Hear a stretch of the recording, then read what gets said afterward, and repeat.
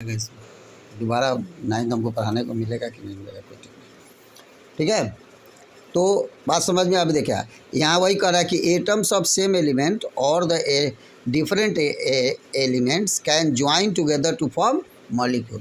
अब इस चीज़ को आपको कैसे हम समझाएं, यहाँ देखिए ऑक्सीजन ऑक्सीजन, तो ऑक्सीजन ऑक्सीजन ऑक्सीजन 3 गो ऑक्सीजन, यहाँ 4 गो फॉस्फोरस, 8 गो सल्फर, समझ रहे हैं ना, ये सब मिलके एक मॉलिक्यूल बना रहा है।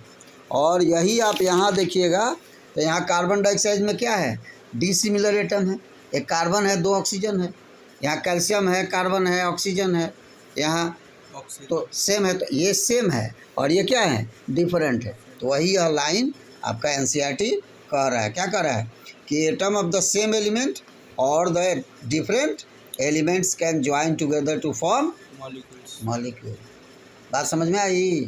तो एनसीईआरटी तो लिख देता है एक लाइन, समझाने के लिए आपको एग्जाम्पल के साथ समझाना पड़ता है। ये बच्चे लोगों को नहीं समझाया जाएगा तो नहीं समझता है, बेचारा को भारी लगेगा। तो अब देखिए, आइए आपका नेक्स्ट टॉपिक यहाँ कह रहा है, दिखाइएगा आप दिखाते हैं, लेकिन दिखाने में समझ ऐसा नहीं कि आप समझे नहीं, समझिएगा ना। हाँ, तो हम थोड़ा फ्री हो जाएंगे, तो आप इस जगह फोकस करना है। कहता है the molecules of an element are constituted by same type of atom. अब ये तो अब बताइए, यहाँ ये कह रहा है कि ये मॉलिक्यूल्स ऑफ क्या कहलाएंगे, ये मॉलिक्यूल्स ऑफ एटम कहलाएंगे, क्या कहलाएंगे, एलिमेंट कहलाएंगे। मॉली यहाँ फोकस कीजिए, मॉलिक्यूल्स ऑफ एलिमेंट कहलाएंगे। तो मॉलिक्यूल्स ऑफ एलिमेंट हो गए, आइए क्या कहलाएंगे, आप ही बोलिए, ये मॉलिक्यूल्स किसका कहलाएंगे, मॉलिक्यूल्स ऑफ किसका कहलाएंगे,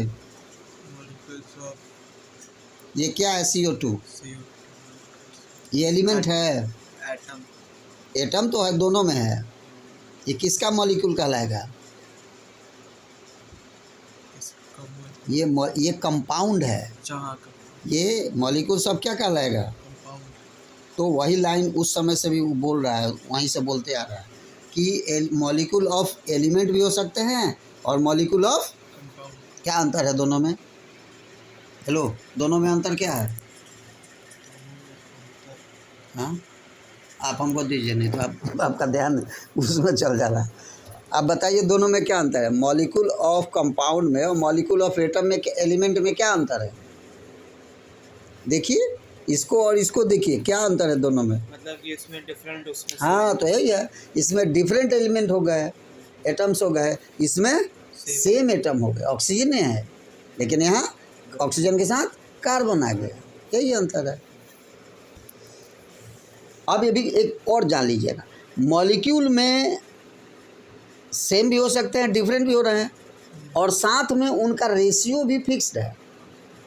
जैसे यहाँ 2 पर 1 है, ठीक है, यहाँ 1 कैल्शियम 1 कार्बन पर 3 ऑक्सीजन है, तो ये 1 1 3, ये भी रेशियो इसका क्या है, फिक्स्ड है। ये भी जानिएगा कि किसी भी कंपाउंड का वो करेक्टरिस्टिक्स है, मेड अप ऑफ 2 और more element chemically combined in a क्या, फिक्स रेशियो।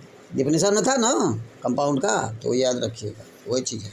अब आ जाइए यहाँ, तो वही बात यहाँ कह रहा है ये एक लाइन में कि the molecule of an element are constituted by same type of atoms और molecule of many element such as argon, helium et cetera are made up of only 1 atom. बोला यहाँ कहा कि 2 और मोर, आपने करा ना एनसीईआरटी में बात लिखा, क्या लिखा, एक एटम का भी मॉलिक्यूल हो सकता है, किसका, उसका एग्जाम्पल कौन है, इनर्ट गैस है, helium, neon, argon, krypton, xenon, सब इनर्ट गैस है। और for example a molecule of oxygen consist of 2 atom of oxygen and hence it is known as di मतलब 2 डाई एटॉमिक। तो कोई पूछे कि give an example of diatomic molecule, तो आप O2 दे दीजिएगा। ट्राई एटॉमिक, हाइड्रोजन भी दे सकते हैं, क्लोरीन भी दे सकते हैं, नाइट्रोजन भी दे सकते हैं, गुड, पढ़े हैं। अब बताइए फिर कह रहा है कि if 3 atoms of oxygen unite into molecules instead of 2, जो यूज होता है, वी गेट ओजोन, फिर क्या मिल जाएगा हमें? ओजोन में कितने ऑक्सीजन के एटम होते हैं? 3। ये भी याद हो, ट्राई एटॉमिक है, तो ozone is an example of triatomic molecule. समझ में आ रहा है? तो क्वेश्चन पूछेगा आगे, the number of atoms constituting a molecule is known as, उसको क्या कहते हैं बोलिए? एटॉमिसिटी। आपको लिखे हैं कहीं, देखिए लिखे हैं ना एटॉमिसिटी, कहाँ लिखे हैं? यहाँ देखिए कहीं, हाँ उसी को एटॉमिसिटी कहते हैं। आपको डिफिनीशन बता दिए, लिखे नहीं तो लिखिए, आप लिखिए डिफिनीशन लिखिए, किताब में लिखा हुआ है ना, क्या लिखा हुआ है आप समझे नहीं? Number of atom present in one molecule of A one number of atom present in one molecule of a substance is called its atomicity। लिखिए, लिखा हुआ है देखिए, the number of atoms constituting या इज फाउंड इन, एक ही बात है, constituting मतलब मिल के बनाते हैं। The number of atom constituting a molecule is known as atomicity. लिखिए, जल्दी लिखिए।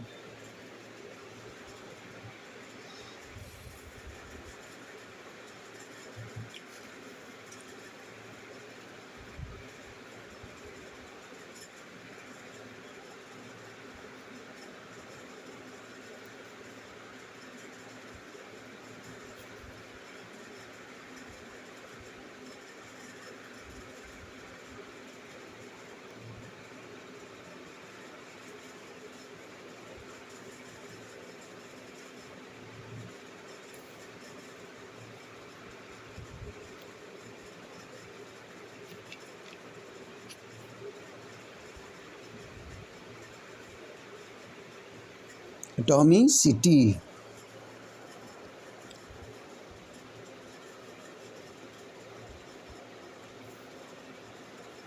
देखिए अब यही एनसीईआरटी में ही मोती हो गया। जो डिफिनीशन एनसीईआरटी में कह रहा है, आप अपने से सेल, मेरी जो कोई ज़रूरत नहीं है, पैसा बचाइए आप लोग, क्या ज़रूरत है ट्यूशन में पैसा खर्च करने का, अपने पढ़ने आ जाएगा तो, है ना, पैसा का दूसरा काम होगा।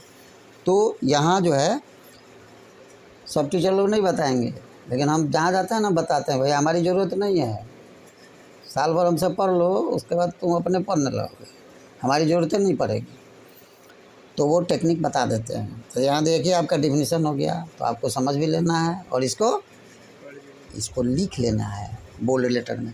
बहुत अब इसमें बोल्ड लेटर में, इसको बोल्ड लेटर कर देना चाहिए। अब किताब प्रिंटिंग का मिस्टेक है, ये उतना नहीं लेंदी किया इसको, नहीं तो क्या करता है, लड़का को सीधे बोल्ड लेटर में लिखता। नया नया बुक आता है तो क्या लगता है, वो अलग अलग कलर दे देगा उसको, लड़का समझ जाएगा कि हाईलाइट कर दिया। तो जो तेज लड़का होता है वो क्या होता है, हाईलाइटर है आपके पास घर में है, कहाँ है, लेते आइए तो यहाँ हाईलाइटें करते चलो।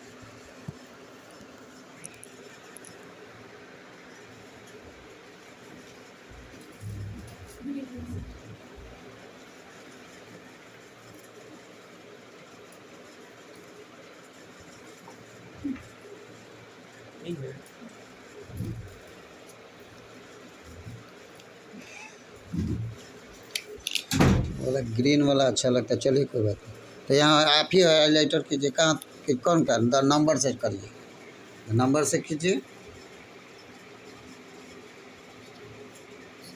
एक मिनट देख लें,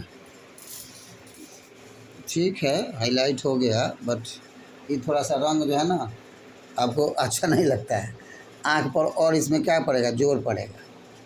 वो वाला जो होता है ग्रीन रंग का, लाइट ग्रीन या हल्का ग्रीनिश टाइप का रहता है, सुगा पंखी हल्का ग्रीनिश टाइप का रंग रहता है, वो हाईलाइट करिएगा ना तो वो आपको आराम से उसको हाईलाइट कर देगा, ठीक है। और देखने आता है वो डार्क कर, मतलब कंट्रास्ट कर देगा कैरेक्टर को। तो चलिए ठीक है, कोई बात नहीं, ये इम्पोर्टेंट चीज़ होगी। आप पेंसिल से भी हाईलाइट कर दीजिए, इससे अच्छा है कि आप पेंसिल से कर लीजिए, ये कलर ठीक नहीं है ना। देखिए हमको अच्छा नहीं लग रहा पढ़ने में, तो हाइलाइटर भी आप इस रंग में देखिए, इस रंग का हाइलाइटर आता है, उसको कीजिएगा ना, खरीद लीजिएगा। इस रंग में जो हाइलाइटर आता है वो आपको बहुत, इस पर देखिए ना, ये रंग दीजिएगा ना तो वो एकदम और आँख को प्रिय होगा। चलिए ठीक, कोई बात। Metals and some other elements such as carbon do not have simple structure. अब कहता है यहाँ कि metal and some other element, कुछ मेटल्स हैं, बहुत सारे मेटल्स हैं, और कुछ अदर एलिमेंट्स में हैं, सच एज कार्बन, जिसमें कार्बन भी है, do not have simple structure but consist of very large and indefinite number of atoms bounded together. अब बोलेगा ना कि यहाँ तो सल्फर का 8 गो हुआ, ठीक है, और कार्बन का देखिएगा तो बकीबॉल है ना, बकमिंस्टर फ्लोरेंस का जो स्ट्रक्चर होता है उसमें कई होते हैं, 100 से भी ज़्यादा एटम मिलके एक मॉलिक्यूल बना देता है। तो चिंता मत कीजिए, आगे हम लोग पढ़ेंगे 10th में। यानी कहने का मतलब कि एक एटम भी मॉलिक्यूल बना रहा है और 100 से भी ज़्यादा एटम मिल करके मॉलिक्यूल बनाएगा।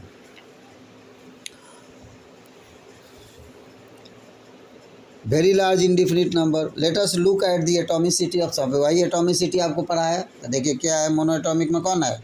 आर्गन, हीलियम, मोनोएटॉमिक, याद रहेगा, एक एटम ही मिल के बनाया। और ऑक्सीजन डाईएटॉमिक, और ओजोन ट्राईएटॉमिक, हाइड्रोजन फिर diatomic, nitrogen diatomic, chlorine fluorine bromine iodine, जो 7th ग्रुप का जो है पीरियोडिक टेबल का 17वां ग्रुप का 17 उसमें पड़ता है। तो ये सब डाईएटॉमिक हैं।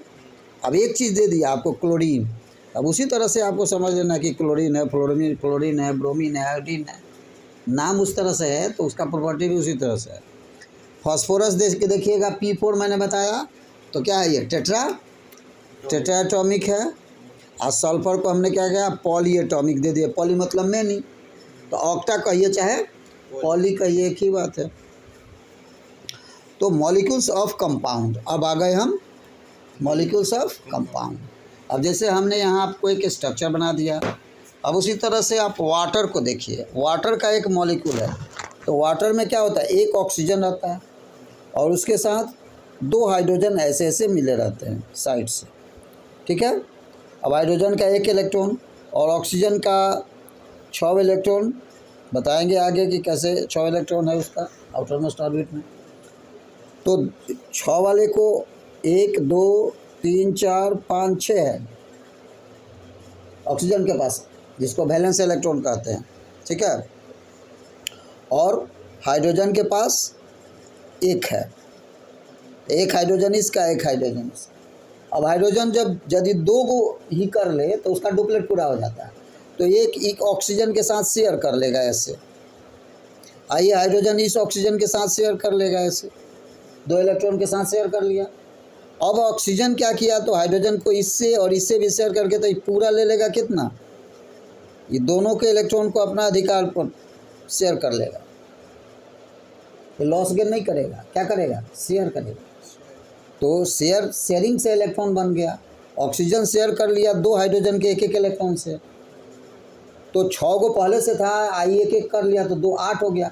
तो ऑक्सीजन का हो गया ऑक्टेट पूरा और हाइड्रोजन का हो गया डुप्लेट पूरा। ये केमिस्ट्री में मैजिक है, ऑक्टेट और डुप्लेट। 8 और 2 ही इलेक्ट्रॉन रखने के लिए आउटर मोस्ट ऑर्बिट में कोई भी सबस्टांस रिएक्शन करता है, और कम एनर्जी पर जो 8 इलेक्ट्रॉन रखवा दे या शेयर करवा दे वही बॉन्ड स्टेबल हो जाता है। इसीलिए केमिस्ट्री में रिएक्शन होते हैं, समझ में आई। तो ये एक मॉलिक्यूलर स्ट्रक्चर हो गया। तो ये पानी का हो गया कि ऐसे ऑक्सीजन और ऐसे हम हाइड्रोजन लिख दिए और ऐसे किए, तो ये एक पानी का एक स्ट्रक्चर हम बना दिए। ये ऑक्सीजन का मॉलिक्यूल है, ये हाइड्रोजन का, ऐसे। अब दूसरा पानी का मॉलिक्यूल देखिएगा, ऑक्सीजन ऐसे है, हाइड्रोजन ऐसे कर दीजिए, और ज़रा इसको देखिए गौर से, इसको देखिए। अब इसको भी हम ऐसे बना दें तो देखिए ये पानी का मॉलिक्यूल है। अब ये दो पानी के मॉलिक्यूल के बीच में क्या बच रहा है, गैप बच रहा है। तो चीनी आपका शुगर क्या होता है, इसी गैप के अंदर क्या होता है, साल्ट शुगर जो सॉल्युबल है वो घुल जाता है, तो पता नहीं चलता मॉलिक्यूल। और चीनी को घुलाइएगा भी पानी में तो पानी का वॉल्यूम नहीं बढ़ेगा, क्यों, वो एक्स्ट्रा जगह थोड़ी घेरा, वो तो दो मॉलिक्यूल के बीच में जगह था उसी में छुप गया, इसीलिए एक्स्ट्रा 10 ml मान लीजिए बीकर में लेके आप घुला रहे हैं, उसमें 3-4 ग्राम चीनी 2-3 ग्राम घुला रहे हैं, तो चीनी एक्स्ट्रा उसमें नहीं, पहले तो ऊपर वॉल्यूम बढ़ा देगा, लेकिन जब घुल जाएगा तो वही वॉल्यूम हो जाएगा, क्योंकि वो चीनी के मॉलिक्यूल टूट करके, वो क्रिस्टल है टूट करके कहाँ चला गया, उसी इंटर मॉलिक्यूलर डिस्टेंस के बीच में, है ना, एडजस्ट हो गया।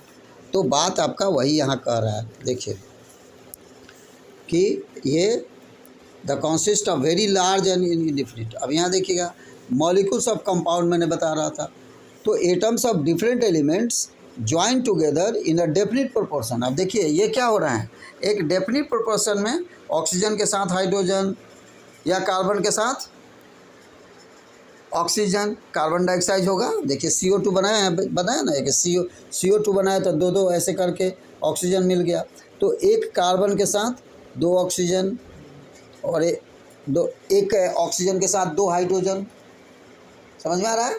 तो ये अपने अपने पैटर्न में ये क्या होते हैं, कंबाइंड होके बनाते हैं। तो ये हो गए क्या आपको, atoms of different elements join together in a definite proportion to form molecules of compounds. For example are given, अब वो टेबल में दिया, देखिए यहाँ किसका दिया है, H2O का तो मैं बता ही दिया, और एक किसका NH3 का। तो NH3 में क्या होता है, देखिएगा NH3 में एक NH3 को काम यहाँ फॉर्मेशन बता रहा है, N में नाइट्रोजन का जो वैलेंस इलेक्ट्रॉन होता है वो 5 होता है, 7 इलेक्ट्रॉन टोटल है, तो K सेल में 2 KL होता है 2 उसमें, ठीक है। तो L सेल में हो गया 5, 5 2 7 हुआ, तो 5 इलेक्ट्रॉन में मान लीजिए कि 3 इलेक्ट्रॉन